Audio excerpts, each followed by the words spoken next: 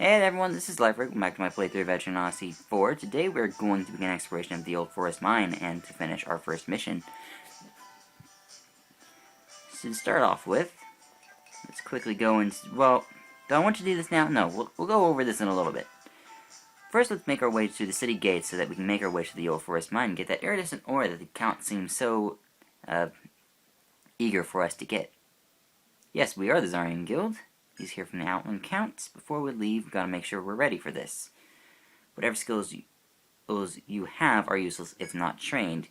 Each party member begins with 3 skill points as a starting point for the adventure. Of course, we will allocate those skill points in a little bit, so this is the episode I kind of wanted to cover skills in, so that's good. It gives you a little description of what most skills are capable of, and what you can expect out of them, and you get 1 skill point per level, which is very important in an RPG to know when you're getting your skill points. Yes, let's head to the Old Forest Mine.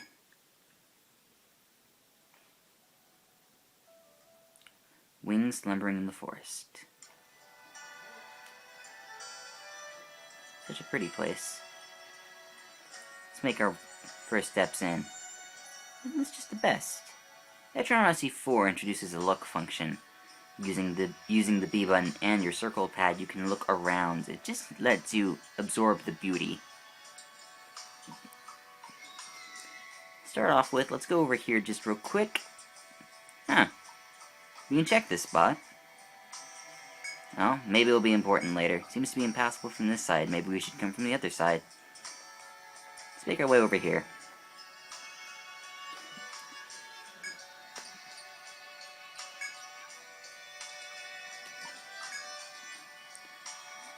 Sure, let's open the locket.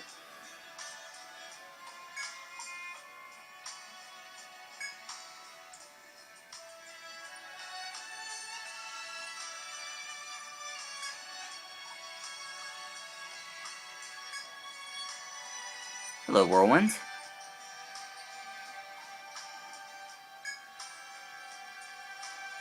Oh, that explains what, who the Count said found it. Good to know that you found it, Whirlwind.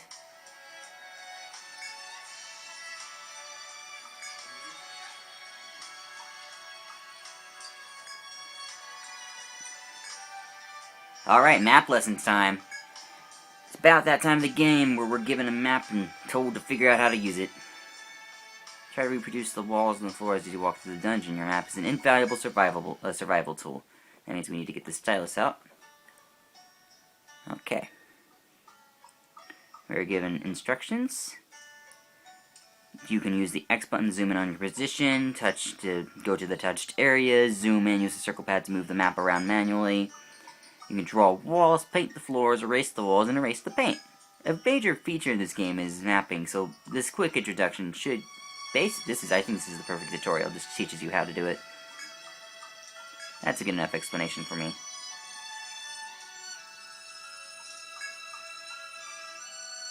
And laugh so you're not sure this is a joking matter. Seriously. You need to learn to draw a map if you're going to chase Yggdrasil. That map's your lifeline. It can be, but there are still people who are able to live without their map. I am not one of those people. So you're going to see me mapping a lot, and being this on a DS and on an emulator, I'm going to be extremely good at it. You're done with the map of the Old Forest Mine, bring it back here and I'll look over for you. Alright, so if we find Whirlwind again, he'll give us a rating on our map. Alright, time to begin. Alright, in this game, mapping is extremely important. Since we marched over here just not too long ago, it would be a good idea to draw in all the things we found over here. I know this is a shortcut. I'm going to tell you that now. You would learn this is a shortcut on the other side. Basically, I use the arrows for shortcuts, the question mark for, well, each of these icons has various and rather obvious inflictions to them. So you have a main icon tab, which is the left tab in my opinion, and the not-so-necessary icon tab on the right. These numbers come in handy. I don't usually find a use for the red circles, X's, and checks and stuff. This is a return symbol from EO2 that I still have no idea what it's supposed to mean. That's a pit, so there's at least one useful symbol back here. And here's the normal item icon from Etrian Odyssey 1 and Etrian Odyssey 2. Good to see it back.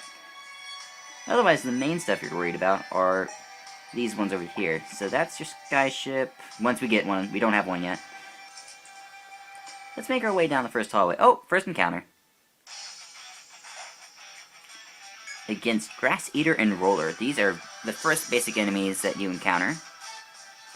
The Grass Eater uses its legs to attack you, so the very first skill on your sniper, leg snipe, is really good against them, as it prevents the usage of their attacks. And rollers are just kind of resistant to physical and weak to magic, so if you fling some magic at its face, it should die. I'm keen on using magic, so let's go ahead and maul the Grass Eater, and we don't quite have... Oh, I didn't that skill points thing, yeah. Okay, so that's gonna be handy. Maybe I should remember to allocate my skills before I enter the labyrinth. Oh, somehow managed to not even get hurt in this fight, so... guess it all works out in the end. Get our first few items. We got all the items? Really? Got every single item? From those two? That's cheating! Okay, well, not something you expect, but let's get these skills allocated for the first time. Now that I explained the map, I guess it's time to explain skills. Skills are extremely important in your Etrian Odyssey adventure, as you will not be able to normal attack your way through the game.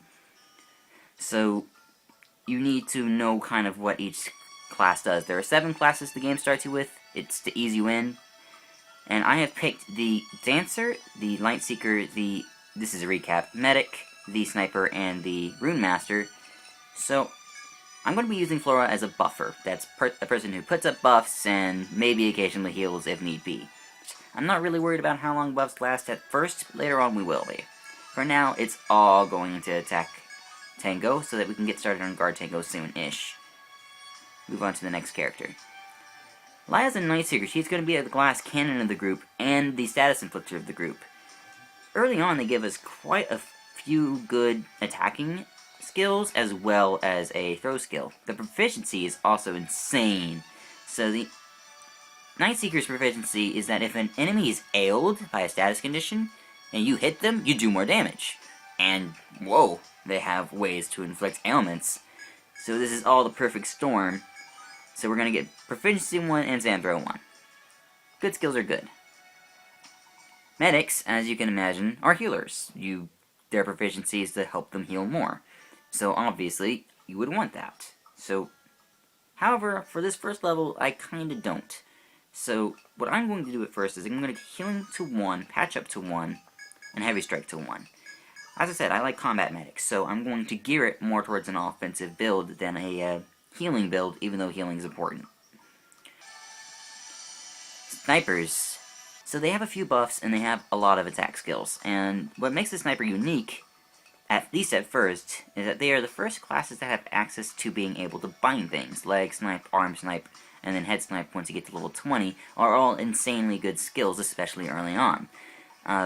And while you're not working on binding skills, you can start working on attack skills, support skills. There's all sorts of things these people are able to do, and it's insane just how much they are capable of. To begin with, I'm going to start working on leg snipe to 2 and arm snipe to 1. Rune Masters. Oh man. So Rune Master's proficiency is to increase the special attack and, well, basically the magical attack and defense for your allies in the back line. So if you have another Rune Master, they capitalize on it. And if you have another class that comes later, they capitalize on it. If you have another class after that comes later, you can capitalize on it. Otherwise, it's mostly just Rune Masters helping other Rune Masters. So, not going to really worry about getting proficiency right away. We're going to start by getting ice and a fire. I'm going to get fireball first, because I think it's they're both useful. I think I'm going to get fireball first, though. Alright, I really need to move on. Let's begin exploring. Alright, so far so simple. Oh, hey, that's the mine point we need the iridescent ores at. Seems like Whirlwind didn't really leave much of a way to get there, and the water is a little too deep for us to pass. Oh well. I guess we're just gonna have to find a way around. Well, it looks like this isn't going to be our way around, so... Looks like we can use blue for the water. That should work just fine. And we can just continue on from here. I do hope we get on that other side soon. I'd love to get that iridescent ore and complete this quest. Alright, here's another shortcut for us. It's once again impassable from this side, but hey, good to know it exists. Looks like we can continue on down. Now, we're getting pretty close to running into a fight. This red marker right here is an indication of basically when we're about to run into a fight. I'm gonna say it's pretty good. It's really good to know what it's there for. This is also an FOE proximity detector, more on FOEs in a little bit. And it's just really nice to have. Second fight.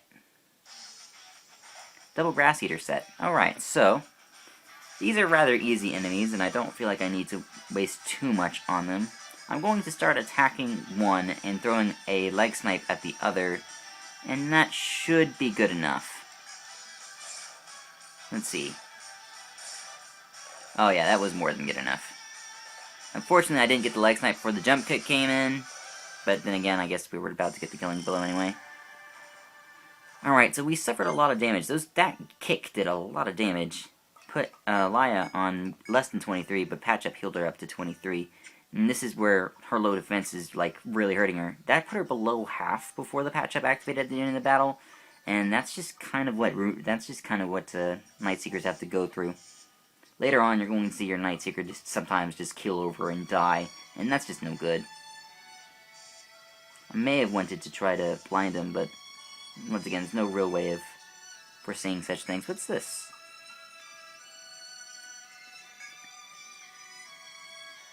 Caution! From here on, lurk monsters of old mind. Those who mistake recklessness for courage will meet death. Okay, cool. This is just a sign. We don't really know its meaning, but hey, it exists, and it's here to warn us about something. This is very resemblant of that sign in EO2 that stopped you from entering the big room with the giant dinosaur in it. More on that if you watch the EO2 LP, of course. Over here, we're going to encounter our first FOE. Maybe run into a fight first. Nah, we're going to meet the FOE first. As we put one foot in front of the other, we gradually become aware of a dreaded presence. There is no draw distance in this game, it's awesome. Monster Spoon slowly approaches from the other end of the path with cruelty on its face, ready to menace your team. You know, there's no shame in avoiding unnecessary combat. A wise explorer picks his battles. If you wish to avoid an encounter, study the monster's movement and slip past it. I don't think... Okay, so FOEs will move once every turn that passes in battle, so if you get into a fight, they can join in. These guys are scary. You don't want to be fighting them, not for a long time. In this game, they were nice and... Well, in this game, it's amazing, because they will tell you about how relatively strong the FOEs are compared to you, and as their aura goes from red to yellow to blue, you can kind of gauge how difficult they are for your team. That's not to say that red FOEs are impossible to beat, just that they are really hard. And usually that's always the truth, usually. I will of course show off later, me easily killing a red FOE without any problems, but hey, later of course. 3 Grass Eaters this time. But this time I better take advantage of the skills I have. Attack Tango not so much, but Sand Throw and Leg Snipe are going to be extremely good, as well as not really healing, but that should do. We're also going to throw a Fireball down center. That should help. Blinded the Grass Eater in the middle. That's good. Jump Kick went off before I could Leg Snipe. That's bad. I'm guessing Eagle just isn't fast enough to get the Leg Snipe before they start jump kicking everyone. Oh well. Fireball picked them off though, so that is nice. All that tech from that Smart Earring is becoming really useful right about now. And people are slowly healing up and like taking damage on some characters, not taking damage on others. The blind was really helpful as well. Let's come down here and experience this event. Called a Traveler's Friend, prized by explorers for the way it stores water in its stalks. If you are thirsty, you can nibble at the stalk, though if you are wary of monsters, you may wish to leave. Sure, why not?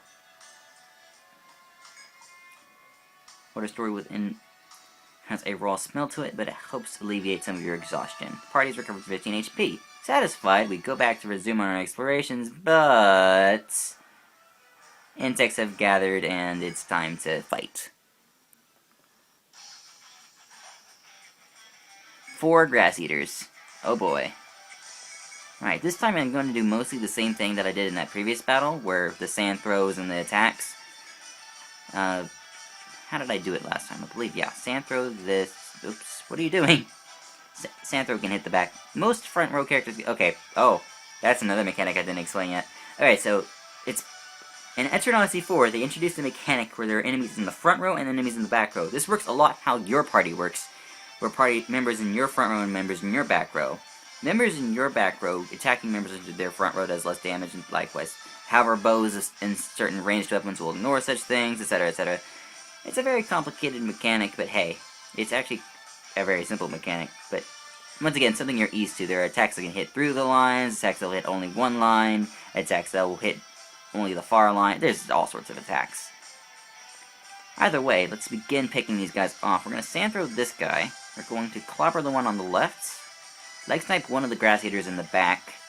Throw a fireball on that one, and that should do it. Grass eater is blinded, so we shouldn't be bugged by him. That jump kick missed. That attack didn't miss. That attack didn't miss either. Looks like they're not going to hurt us that much, though. Whoa! Critical hit. Nice. That's where critical hits on attacks was really good.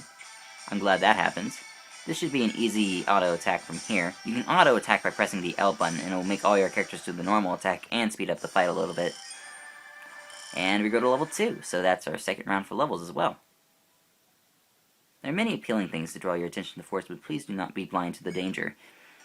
You take that to heart and resume your search even more care than before. Alright, well, let's come over here and get our level 2 skills up and going. Guard Tangle to 1 seems like a good deal. Let's see. Laya is getting another level in sand throw. Yes. Sakura is getting I want to say another level in Patch Up, but I think another level in Heavy Strike is, of course, for due justice. Nice.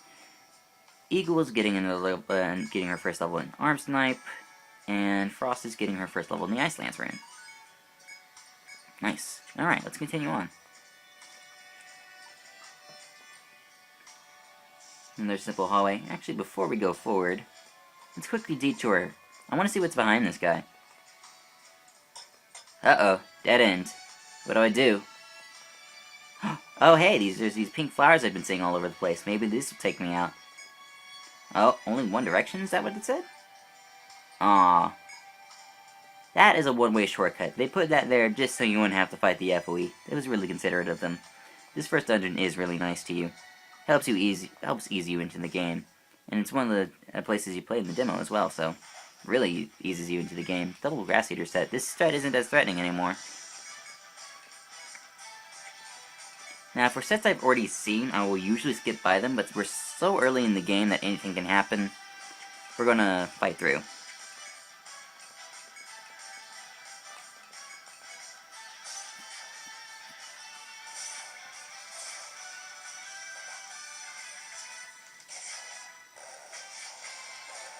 Turns out we were fine.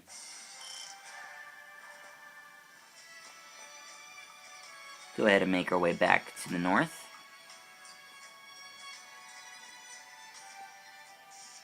Now we can come over here and activate this shortcut.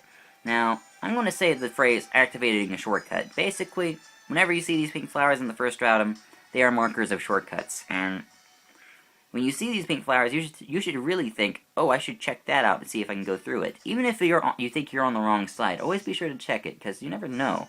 They might lead you to some place you didn't think it would let you go. And of course, Etrian Odyssey loves to hide secrets. So, always be on the lookout for secrets. Preemptive attack. Preemptive attacks, you can tell, happen because of the green leaves coming into the battle. Preemptive attacks means you get a round of attacks before they get a round of attacks. So, basically, you get a free round. It's awesome. However, the enemies can get the same thing to you, and that's called a blindside. More on blindside if we run into them. There are skills that will increase your chance to getting a preemptive attack and reduce their chances of getting a blindside, so be on the lookout for those skills if you're interested in getting constant advantages on the normal enemies. Since I'm in no danger, I think I'm just going to resort to normal attacks. Save me some TP and gets Flora back to full health through patch up.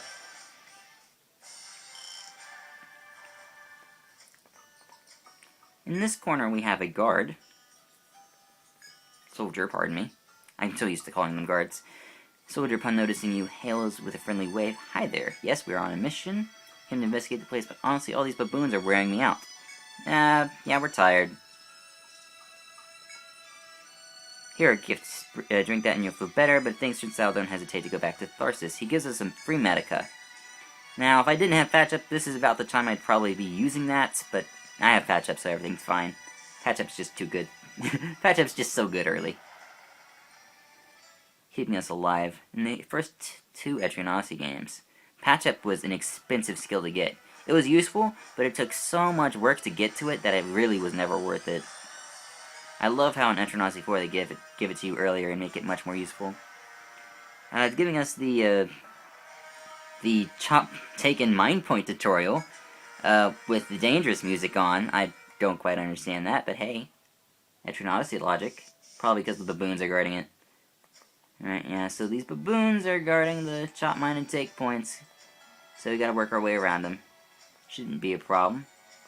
It looks like there wasn't nothing. There wasn't anything over here, so I guess we just cut in front of this guy. I'm not too worried about running into a fight. Later on, there's going to be situations where an Nephilim will be chasing you and the encounter rate can go up at the same time, but they have like encounter rate set pretty low as to prevent you from running into a fight while the baboons are around. On the flip side of that coin, they increase the encounter rate when you're not engaging nearby the baboons.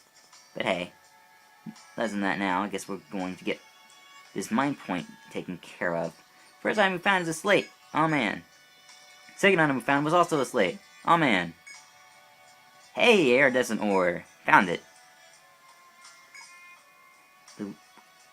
The ore won after many tense moments here. The powerful monsters is lighter than you'd imagine and feels fragile. After finishing your exalting accomplishment, you style the shining stone and begin your trek back. Alright, the way back is actually closer than you think. If you remember at the very beginning, we found the pink flowers here. That'll easily allow us to get right back to the start without having to go backwards through the labyrinth. But first, treasure chest.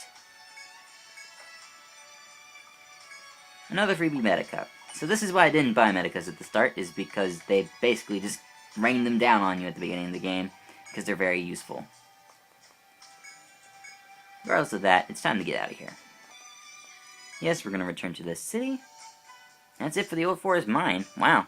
Now all we have to do is turn this quest in and I can close off the episode. There was a lot to talk about on this episode, so sorry if it seems a little lengthy compared to the first one.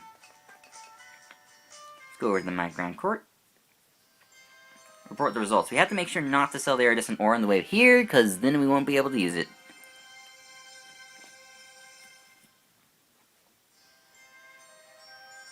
Thank you. That feels so good. Other half the reward, hey, that other 500 in. And the best part about the missions is you get experience. So much experience. Almost grew to 2 whole levels because of it. Really good quest. Very good first mission. Topic of discussion. Since you have proven your worth, your guild merits a skyship. It's a vessel that sails the skies powered by the iridescent ore. More on the skyship in the next episode. You'll be searching Yggdrasil on one. Your skyship is ready now in the city gates. Once you claim it, why not make the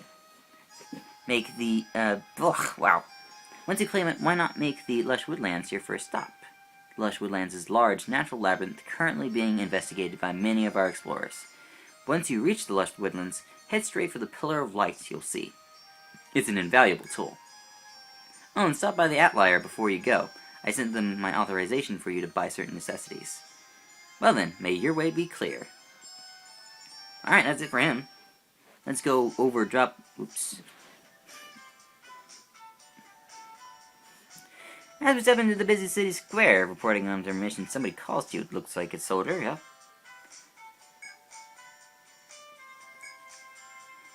He'll be giving you a food pulse. I'm guessing you've been using equipment on your skyship. That might be why he gave, maybe that's why he can't give it to you by hand. It says here it's been delivered to the city gates, and you should ask the one in charge there for details. Alright, we're getting a lot of stuff, and I really do want to move on, but hey, I gotta call it quits somewhere. There's already a lot that's happened in this episode. Hey! Thank you. Finally sell you a Radney Threads. Oh boy, Radney Threads. You know, if you go in without a Radney Thread, you're doing it wrong, and she's not wrong. We're gonna get one, but first, I'm gonna sell all of this stuff. You can hold the Y button to scroll through faster.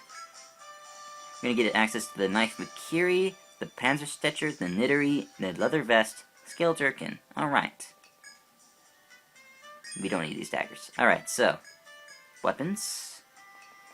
As I said in the very first episode, the Knittery is unlocked so early, the second episode, that getting the Light Mace seems pointless and a waste of 80 in, so that's awesome. We also got the Panzerstecher. If you have a Landsknecht that uses this is really, really good. Otherwise, it's a pretty useless weapon. And I believe the other things we got were the Makiri, which is a really good knife. Let me see here. Now, attack isn't tracked on the second weapon, so it's better than a short sword, but not really worth getting. Oh, but you can forge it, but we don't have access to forging it, so... And if I had access to forging the Makiri, it would seem much more appealing, but as it is right now, we don't.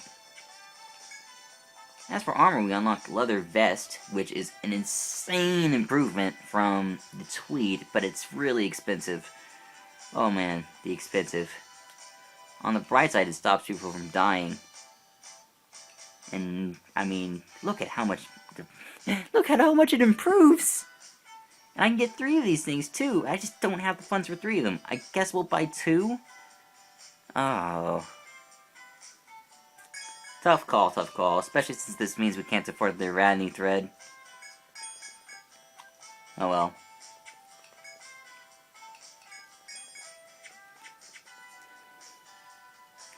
Let's just drop by the inn, take a quick rest.